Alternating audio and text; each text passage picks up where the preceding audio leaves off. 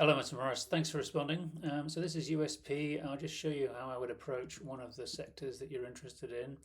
So basically, you have industry averages for every sector, and you can find them by just typing a keyword at the top here. Construction, if I can spell it correctly. And so if I pick building construction, this is the industry averages for that sector. And from this, we can, at a sort of thumbnail level, we can say turnover per employee is about 400,000 in the construction sector report.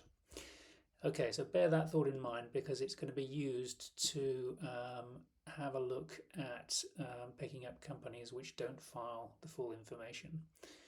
So, first thing then, if we say that number of employees is going to be more than 25. 25 times 400,000 giving you 10 million turnover. Then this is a proxy for having the turnover. As you know, turnover is not always filed by the smaller companies, but this will pick up the ones that are not obliged to file it because employees are a requirement.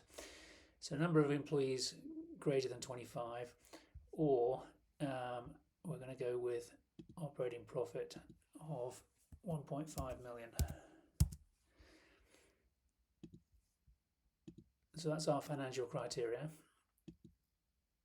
And that's going to end up, it's what it does now is it goes away and it searches the 5.5 million companies and finds all the financial records that are on the database that have that those parameters. And then we're going to go to sectors, and again you can put in the word construction,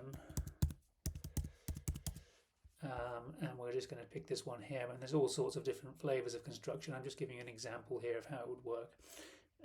So if we move those across, there's 55,000 odd companies on the database, 138,000 companies on the database with these financial parameters.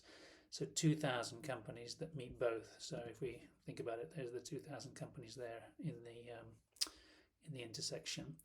And then your shareholding criteria, you wanted an age of at least 50. You're looking for people who are perhaps considering succession.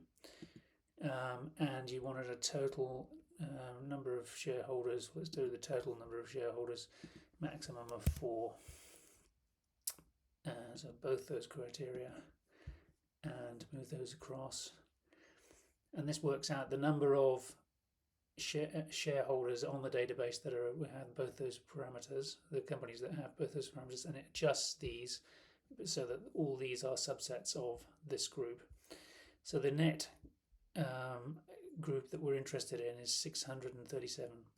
Now from there we can add them into the CRM, start appending information and so on. We create a report out of them. This is we would create a report out of them, which would be an analysis report, or we can start to look at them and refine them a bit. So if we put them into the list view, if I double click here, it puts them into the list view, and there's some examples of the companies that match the requirements we've got so far.